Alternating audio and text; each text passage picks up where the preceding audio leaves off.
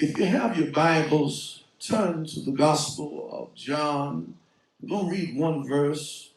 That's John, the 3rd chapter, and verse 30.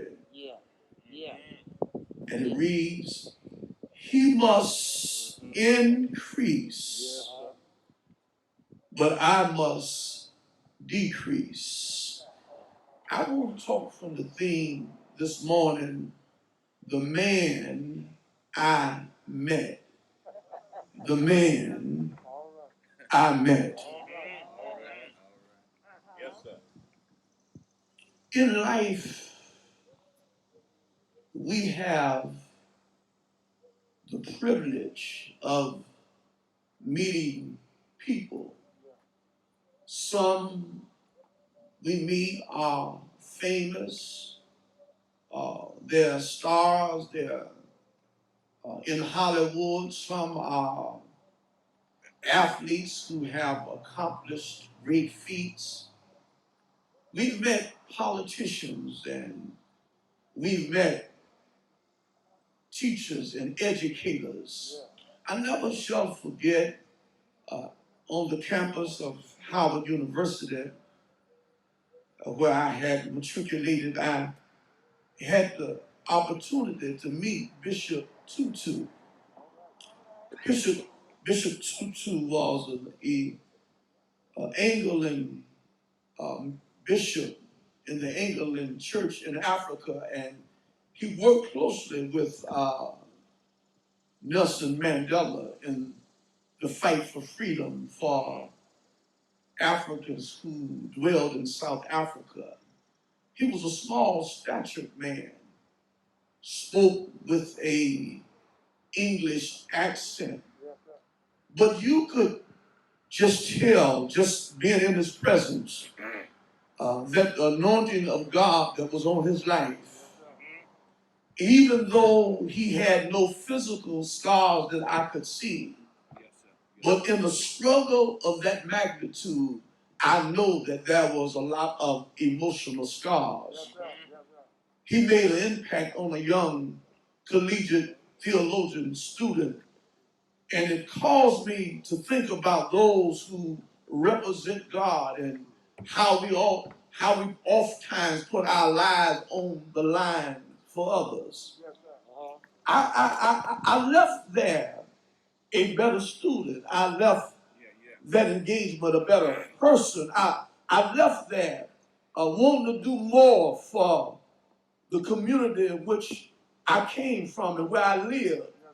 And that impact has been everlasting. I shall never forget Bishop Tutu. And then I had the honor going to Atlanta, and the commencement speaker, to my surprise and to my chagrin, was Bishop Tutu doing the graduation message for the students of ITC. He made a profound impact that morning as he preached about our responsibility of servitude. I left Atlanta even more encouraged, more fired up. And the only other time where a person have made that kind of impact on my life is the personality of Pastor Lloyd David Hayes. He came here from Chicago, Illinois, and he came to Dayton to pastor a historic and great church in the St. John Church. He came here only 1 year of experience, of ministerial experience, but he had served Dr. Clark with honor. He served him with grace. He served him with dignity, and God elevated him after a year in ministry. I met him. I've seen him in church. I've seen him outside of the church. I've seen him around the pool table. His grace and his professionalism as he played, and everybody that played against him, he would beat us and teach us a lesson in billiards. And he would tell us there's a difference in billiards and shooting pool. And he schooled us in the game of billiards. And so it's him that I was able to sit at his feet to learn about ministry, about preaching, about pastoring. And when I was called to the Meridian Hill Church, the first person on my mind after Dr. Charles Fair, it was Dr. Lloyd Hayes to come to meet the people that God had privileged me to pastor. And he showed me, and even times when I wanted to do stuff in my own flesh and my own way, I could hear his voice, or I could hear him saying that we got to represent ourselves with integrity. We got to represent ourselves with honesty, and that we got to show our character. That's the man I met over 35 years ago in Dayton, Ohio. And I want to tell you, he's not changed. He's been the same man. A more better prepared man, a more mature man, a more godly man. You know, you meet some people and you hate that you ever met them. You try to erase the memories. You don't remember their phone number. You don't remember their name. You don't forget their address. But then there's some people you don't never want to forget how they changed your life, how they been there when everybody else walked out on you, how they gave you encouragement.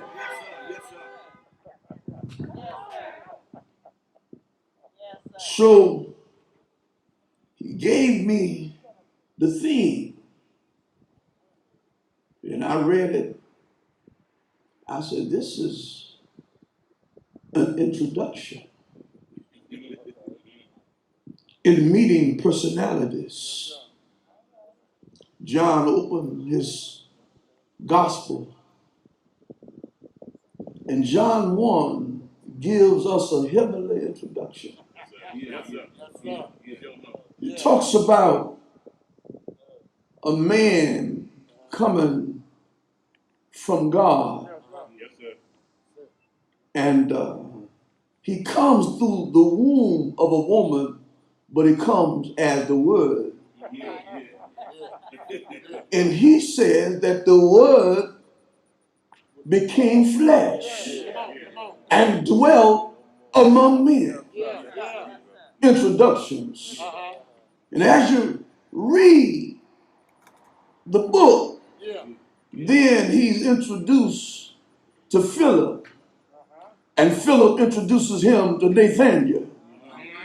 And Nathanael don't want to believe that Philip had met the Messiah, the anointed one, the Word in flesh incarnated before us. And then Jesus give him a little script of his life and say, I see you under the tree. And then he said, oh yeah, you are the Messiah. I know, yeah, you. Jesus said, I had to tell you something about yourself for you to know who I am. Watch out, Lord. Usually, it's hard to judge a book by its cover. I would argue it's almost impossible. You have to read the contents. What Dr. Lloyd Hayes has been for us, he has been an open book. We've read the contents. We've witnessed his competency. We witnessed his compassion, his love. We've seen him as a husband. We witnessed him as a father. Can I stick a pen there and park parenthetically? I want to say that Rick, that's a good lesson to us as young men, because sometimes birds got more sense than people. The ego, she cares for her young, builds a nest, make it soft and comfortable, feed them day and night. But when it's time for them to leave, she began to make the nest uncomfortable. taking out the cotton, the grass, the leaves. Now I feel the limb, the thistles, and the thorns. I believe that's what happened with America, Rick. We got comfortable. Comfortable going to the basketball games and comfortable going to the football game. Comfortable going to the clubs. Every place that was full, now they're empty. But look at God. The church of God still lives on.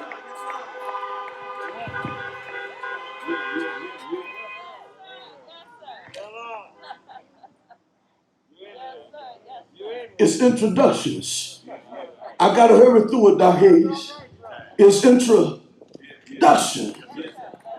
John introduces him at Jordan. John is baptizing. John is clean. Got on camel hair. Yeah, he's eating good. He's wild locusts and honey. He's preaching powerful folk all around the country. Popularity is at an all-time high for John. Folk are coming from villages, from Samaria, from Judea, all over, from Galilee, just to hear John preach. John said, I know y'all coming to see me, but I'm not the one. Wouldn't it be good if we could acknowledge that we're not the one? The problem is everybody want to be the one. They argue about who was the best. Was Michael Jordan the best? Was Kobe Bryant the best? Was LeBron? Everybody want to be the one.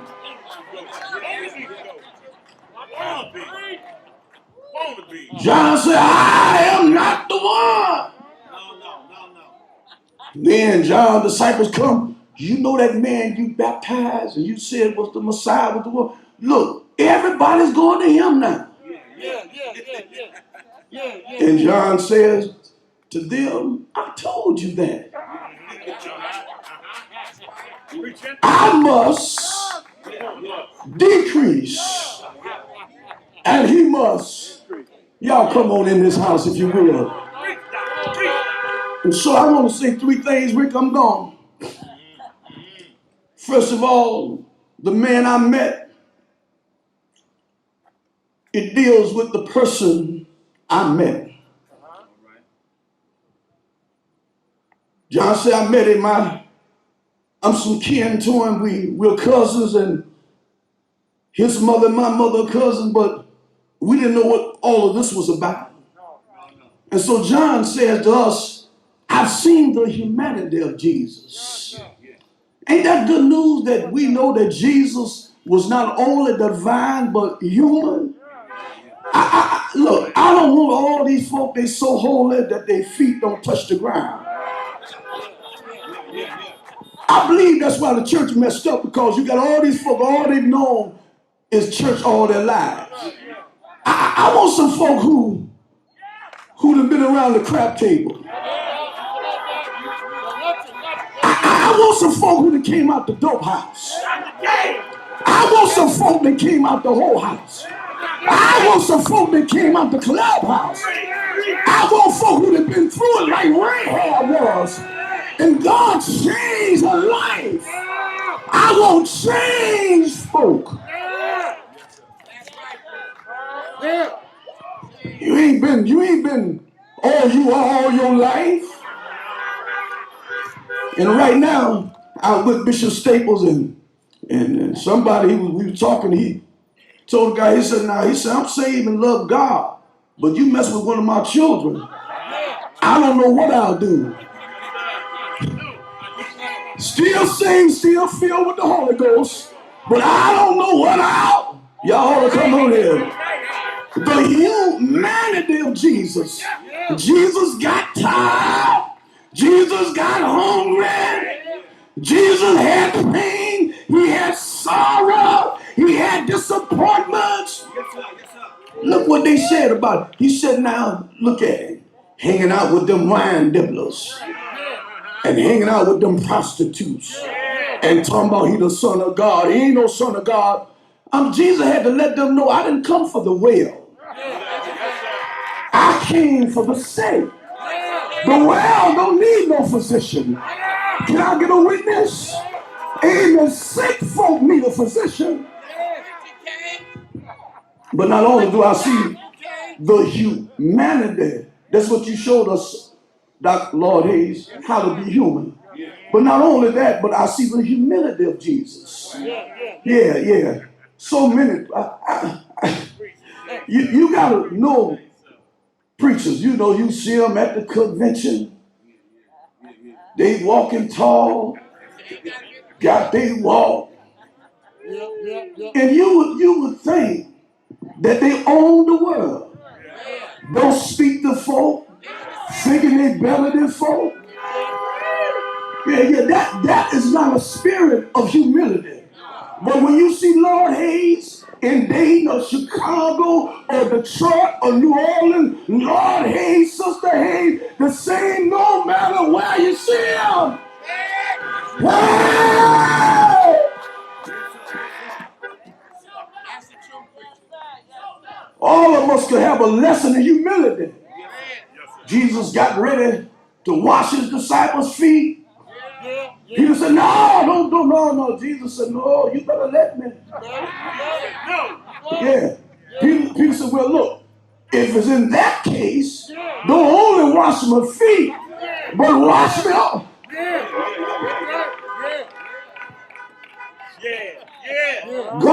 God exalt the humble. And he cast down the proud. I know Tina's talking about proud Mary, keep on turning.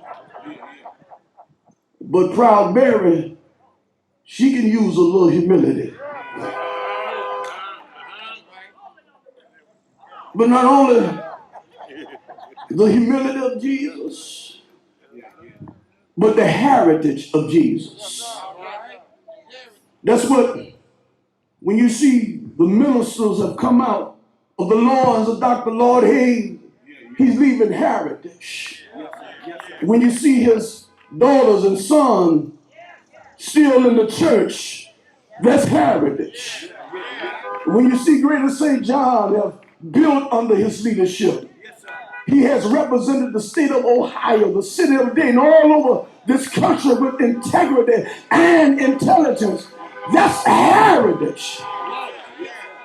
When it's time to leave, Greater St. John is a better church. It's a brighter church. It's a broader church. It's a blessed church because of the man. But then not only the heritage of Jesus, but then I see the holiness of Jesus. And holiness is not what you wear. No long dress.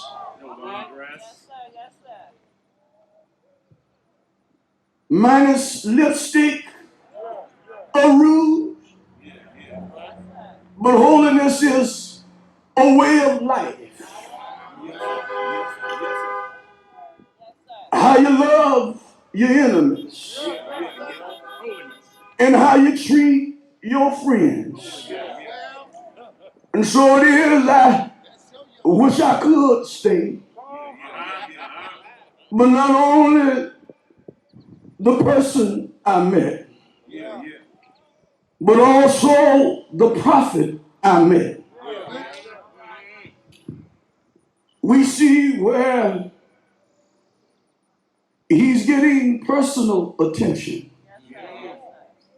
And a whole lot of us, if we would have been in a place for 40 years, we would be arrogant. We would be stuck up.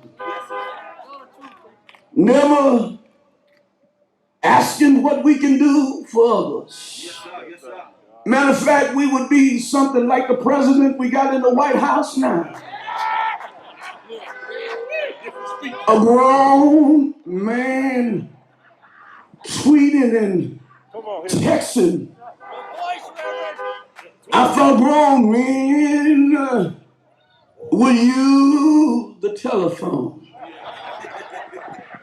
and leave the texting, to the children. But he's suffering from the lack of attention. But Jesus, he wasn't looking for any attention. Matter of fact about it, he told those who were close to him, don't tell nobody who I am. My time, it hadn't come yet. But when my time comes, you'll know just who I am. I wish I could get a witness right there. Because you see, when the camera is off, when the columns are closed, when you are in the house by yourself, you can put on the makeup, you can look good in front of the cameras, but the real you is not what the camera reveals. The real you is when the camera's off. Can I get a witness? You see, when he closed the door, Trump is a maniac. Trump is a sexist. Trump, his sister said, is a liar. His sister said he can't be trusted. Can I get a witness? You are who you are behind closed doors. Let me close. But we see his public attraction. Can I get a witness?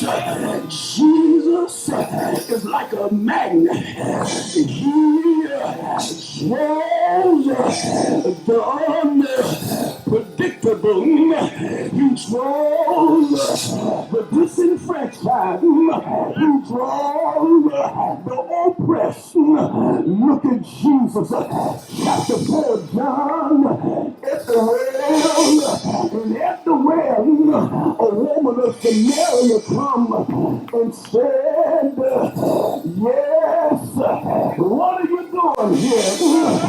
Jesus said, I need a little water. Can I get a witness?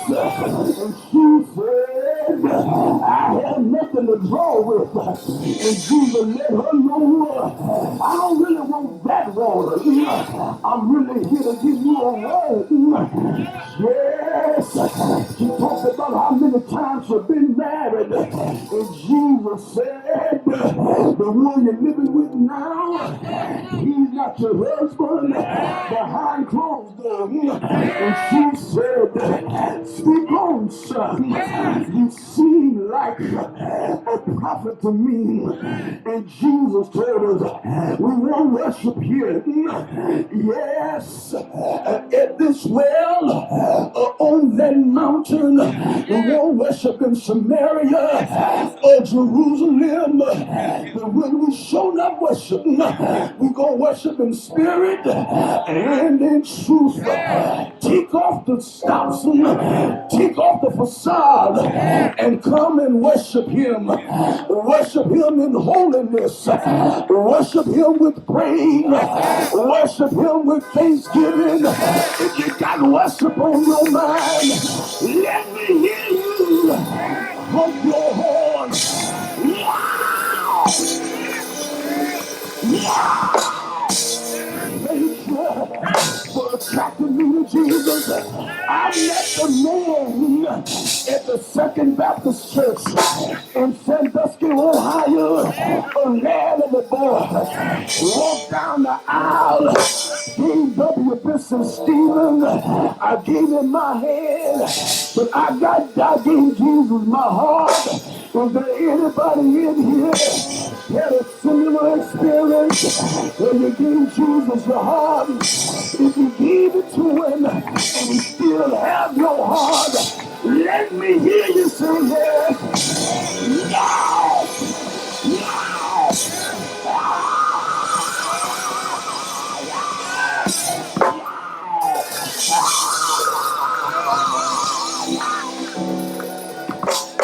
Anybody here? Then let the man of Galilee. Is it all right? Let me hear you say yeah. No! No!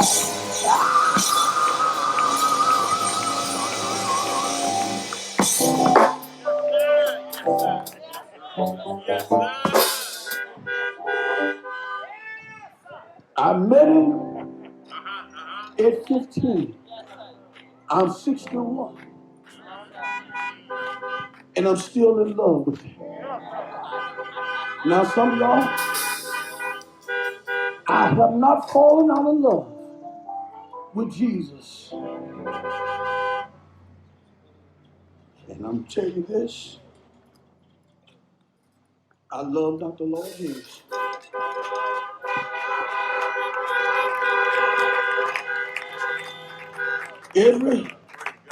Every preacher need a pastor in their life. And every preacher ain't qualified to be a pastor. Oh, I know you can hoop. I know you gifted, but that don't make you qualified to pastor. Dr. Hayes, we love you. God bless you.